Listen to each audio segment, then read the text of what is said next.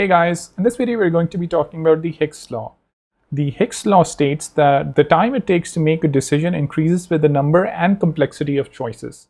So basically, if you have a lot of items, or if you have some items but they're very complex and hard to digest, then even those, let's say, 4 or 5 items may be very hard for you to figure out or navigate around or to choose from. Similarly, if you have, let's say, 10 items but they're very simple, then it may not be that big of a deal, but still we want to minimize the number of items that the user has to reduce his cognitive load. So what are the takeaways from this particular point? Well, the takeaway, as you can see in front of you, is we have to minimize choices when response times are critical to increase decision time.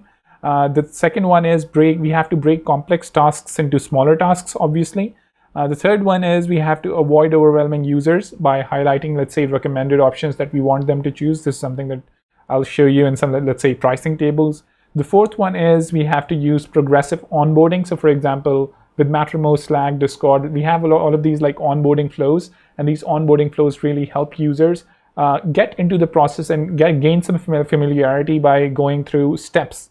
And the fifth one is we have to be very careful not to be so less in terms of, let's say, categories or items or groups that we lead to abstraction, and then the user can't really figure out what those actual options are. So what is the explanation of it? Let's just look at this graph. This graph can be seen as a representation or a graphical representation of the Hick's law. So obviously the higher the number of options that we have, the reaction time is going to be extremely high as well. If, for example, we have a low number of items, then the reaction time for all different types of users, novice user, average, or trained users, is going to be very similar. But as we keep on increasing the number of options or items, it's going to be harder and harder for users, especially more so for the novice or average users. So what does a user actually has to do when he gets to your application or website or uses your product? Well, the first thing, he has to learn how it works. He has to process the page layout. He has to understand the UI elements, and he has to, again, enter the information or perform an action or do whatever it is that he wants to do. User also has to maintain, for example, what he intentionally wanted to do. If we present him a lot of options, a lot of complexity, what he exactly wanted to do or his intention may change over time as well, because he's just too burdened by the cognitive load that we're requiring of him to use our site. Some of the options can actually be covered by Jacob's law, because if we create a layout that's familiar to him, if we present UI elements that are very familiar to him, then we can reduce this cognitive load. But apart from that, this particular law states that if you have a lot of complexity, then it's good to actually narrow down that complexity and present it in a much more digestible fashion. So the user has a particular working memory, right? He has a particular buffer, similar to, let's say, your RAM on a computer, or let's say the memory of your device. If you load a lot of applications, like it may start getting slow, and some of the applications may even crash as well. So for example, a user may have, let's say, particular memory slots. Like obviously these memory slots may differ from user to user. How easily they get filled would also be determined by how familiar he is with the application that he's using. If it's very familiar, then a lot of behavioral patterns would already be inculcated in his day-to-day activities, and he wouldn't necessarily have to occupy memory to do them, and it would be instinctual in a certain sense. But let's say if a user has, let's say, 7 memory slots, I mean, it's just like this particular thing is an abstraction, but just to explain something. Now imagine we present him, and 3 of them are full, and we present him additional information which is going to occupy 5 of his memory slots. Now, he probably has to drop one of the slots, right, to occupy that memory. And the first thing that he saw is probably the one that he actually saw the first and has not seen it since, may actually be the one to drop, because it's just something that he hasn't remembered that much. So these are all considerations that you have to do. Now, if I have to go on to some examples. So we have to present users lesser options. Now, how do we do that? Well, this actually is an example that I got from Twitter, and you can find a lot of these examples of grandma or grandpa friendly remote modifications. So previously, when we had remotes, we had a lot of controls in them, and a lot of like old users or novice users didn't really know how to use those controls, and a lot of them weren't really relevant to them. So a lot of children and a lot of, let's say, grandchildren actually obscured some of the items that weren't really necessary for users for their grandpa or grandma or whoever to actually, for these controls to be actually more useful. And this is a transition that we can actually see in the remotes that we use. So here's an example. In the old TV remotes, we can see we had a lot of control and a lot of complexity. And despite the complexity increasing tenfolds, maybe even more, like I don't know, like tenfolds is just one thing, but it's a guess, right? The complexity has increased quite a lot with, let's say, applications with smart TV, so on and so forth. We have actually narrowed down the usage or the controls on the actual TV remote because some of the other options aren't really that crucial. So we've actually reduced the options to something that's crucial on the remote, and then we have transferred some of the complexity to the actual TV interface where we can have a lot more control and we can present the other complex options when and only when they're necessary. Similarly, all options are not visible if they're in use. So all of the options, for example, that I can use on a TV aren't really presented here, and even on the TV screens, they're not really presented. They're actually buried within, let's say, menus or other interfaces. So that's like a really good way to actually allow users to perform actions without increasing their cognitive load. Similarly, for example, we have onboarding experiences. This is an example of the Mattermost onboarding experience. So once you actually get the app running, you have some options to, let's say, complete your profile, name your team, set up desktop notifications, inviting team members to your team, so on and so forth. So you can basically, instead of, let's say, presenting all of those options immediately in the user's face, we can actually have a step-by-step sort of an onboarding experience. And Slack does something similar, and a lot of applications do something similar with their onboarding experiences. The other thing that I would recommend is highlighting recommended options. Now here's an example of Envision, and as we can see, they have multiple pricing plans, but they're actually highlighting something that makes the user's choice that much easy, and also they're actually incentivizing users in one way or the other to actually choose the option that they themselves recommend. So that's one good way of actually narrowing down the items, by highlighting the popular one. Similarly here, we can see that on Interaction Design Foundation, they're actually highlighting one of the items, even though that item is cheaper, but that's the one that they probably think that users are going to use the most. So they're actually making the button blue and making it a bit more prominent. Some other things that you can do is you can have steps and optional tasks in your, let's say, flows.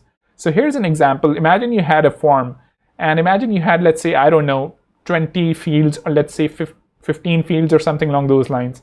It's not good usability or user experience to actually include all of those fields without any categorization, without any groupings or anything like that, and just present them all to the user, because that's gonna again, that may actually scare him off, and that may increase his cognitive load as well. So one way to actually reduce this cognitive load is to actually break these things out into steps. So step 1 is you fill, let's say, your basic information. Step 2 is you fill, let's say, billing information. Step 3 is something else.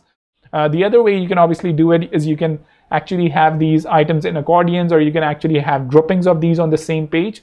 But with a layout like this, if you even remove them from the whole page itself, like that's even much simpler, because that reduces the complexity. However, this also has some of the cons, because then the user can't really see all of the options on the same page, even if he wanted to. So just something to consider. Another example, like again, this particular example is not necessarily just applied to forms. This can actually be applied to experiences, or let's say actions that the user performs. So here's an example of Google. So if you actually go on google.com, the only thing that you see, like primarily centered on the page, are just some search options. You basically have an input field, you can type something in there, and then you can basically hit enter or search.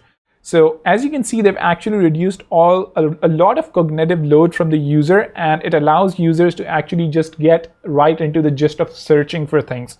Once a user has searched, for example, if I search for NASA, I have some of the other options as well. I can obviously see some of the results.